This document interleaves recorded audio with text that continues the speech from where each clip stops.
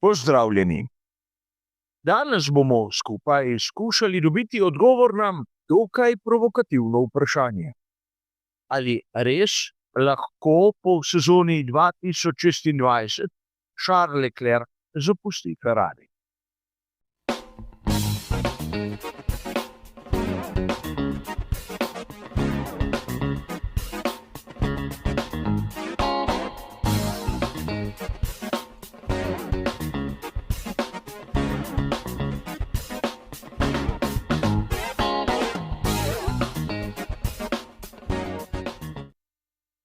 Verjamem, da mnogi izmed vas ste naleteli na članek ali zapis, ki je govoril o tem, kako bi lahko Charles Leclerc celo zapustil skuderijo Ferrari po koncu sezone 2026, če letos ne bo imel konkurenčnega bolida v boju za naslov svetovnega prvaka.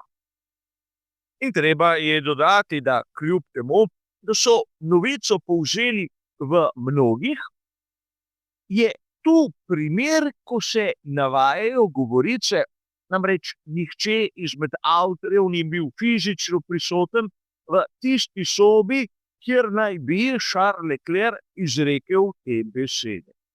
Torej, zadevo moramo jemati z določeno mejo rezerve, kajti dvomim, da bi kdorkoli tako zlahka dajal ultimate skuderiji Ferrari. A pustimo za enkrat to pri strani in poglejmo, če so zadeve, ki so bile navedene v kar lepem številu člankov, realne. In danes bomo res skušali dobiti nek odgovor, ali je verjetno, da bo Charles Leclerc sploh zapustil skuderijo Ferrari. Prvič, oglejmo si, kakšna je njegova pogodba. Če se spomnite, malce preden se je izvedelo, da prihaja Lewis Hamilton v skuderijo Ferrari, so Charlesu Leclercu podaljšali pogodbo, Carlosu Sainzu mlajšemu pa ne. In seveda zopet po podatkih, ki so dostopni nam, navdušencem, smo takrat izvedeli, da so Leclercu podaljšali pogodbo tja do sezone 2029. Sedaj, mnogi boste dejali, v tem trenutku je leto 2026, če ima pogodbo do leta 2029, kako bi jo lahko predčasno prekinil? In tu je treba, kot ponavadi, poudariti, da se hudič skriva v podrobnosti. Ko so pri Ferrariju v letu 2024 podaljšali dogovor z Leclercem, je bila formula tiste pogodbe 2+3, torej dvoletno podaljšanje z opcijo za naslednje 3 sezone. In sedaj, če pogledamo, prvi 2 sezoni sta bili 2025 in seveda 2026. In v teoriji, če to drži, bi lahko tudi Charles Leclerc enostransko prekinil pogodbo. V teoriji. A obstaja veliko vprašanje. Če Ferrari v prihajajoči sezoni ne bo konkurenčen in se bi Charles Leclerc tako odločil, kam bi pa lahko šel? Ne smemo pozabiti, da Charles Leclerc ne bo odšel v ekipo praktično tiste druge jakostne skupine. Torej, če zapusti Ferrari, bo odšel v Mercedes, McLaren ali Red Bull. Že povezava z Aston Martinom se mi ne zdi bolj izhod v sili kot resna želja takšnega voznika. In ne smemo še pozabiti na neko podrobnost. Ali smo prepričani, da bi Charles Leclerc prejel vlogo drugega voznika? Jaz osebno ne. A možno je tudi to seveda. A poglejmo sedaj, kakšne so realne možnosti, da bi lahko Charles Leclerc dobil sedež pri Mercedesu, pri McLarenu ali pri Red Bullu. V bistvu realno možnosti so, ampak ne zato, ker bi bil Charles Leclerc prva izbira. Pri Red Bullu bi se lahko pojavilo mesto zanj v primeru, če bi se Max Verstappen odločil zamenjati ekipo, kar je tudi možno, o čemer smo govorili v preteklosti, in tu ostaja odprto veliko vprašanje. Politika Red Bulla je bila v preteklosti takšna, da so le redko kdaj posegli po voznikih od zunaj. Primer Mark Webber in seveda tudi Sergio Perez. Ampak oba sta bila druga voznika pomočnika tisti pravi zvezdi, ki je pa nastala znotraj vozniške šole Red Bulla. Ampak sedaj nimamo več Hornerja, nimamo predvsem več Marka in možno bi bilo tudi to, da bi prišel od zunaj voznik, ki bi zasedel tisto prvo mesto. Možno, ampak še zmeraj menim, da malo verjetno.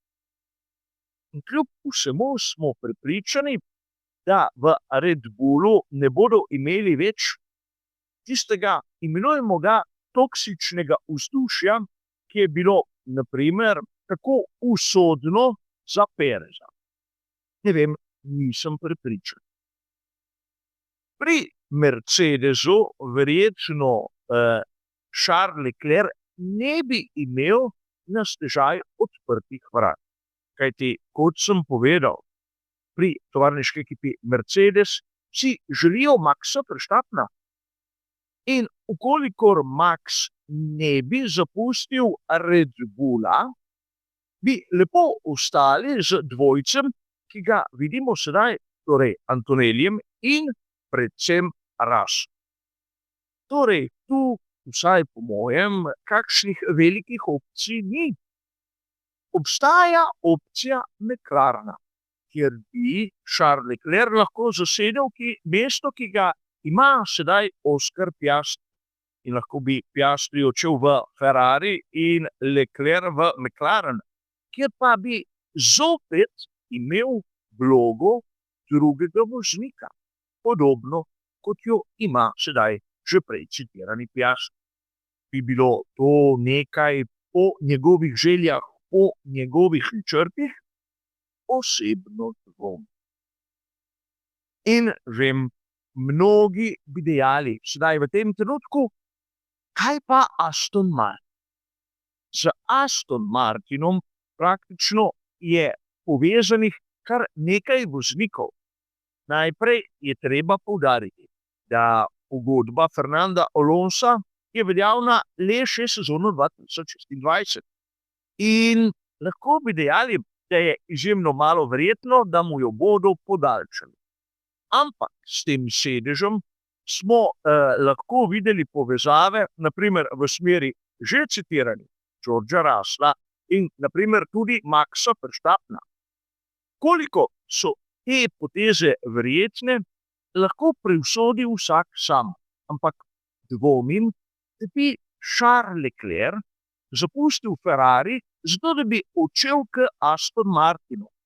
Razen, če bi bil v to res prisiljen.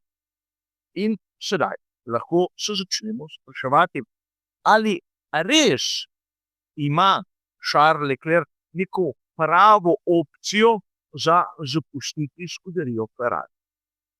Sicer odločil se bo šele kasneje, ampak ukolikor bomo imeli v sezoni 2026 neko prevladujočo ekipo, dvomim, da jo bodo tisti, ki so sedaj tam prisotni, kar tako nalahko zapustili.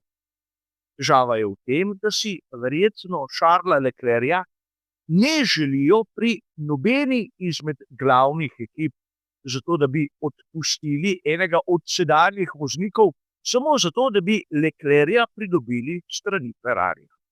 Tako da, kljub temu, da je lahko dal ultimat skuderiji Ferrari, da jih je lahko malce potisnil ob zid, dvomim, da bo na koncu zamenjal ekipo.